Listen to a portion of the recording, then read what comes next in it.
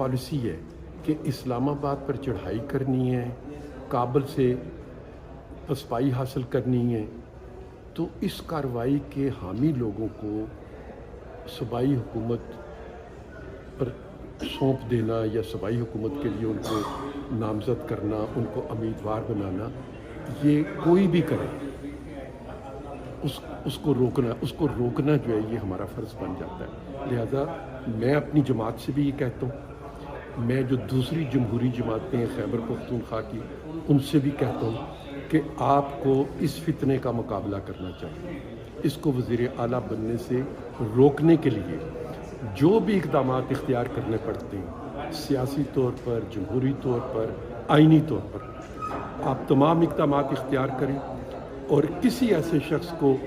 صوبے میں حکومت میں نہ آنے دیں جو دہشت گردی کے خلاف جنگ میں دہشت گردوں کا ساتھ دیتا ہے۔ Thank you sir, thank you sir.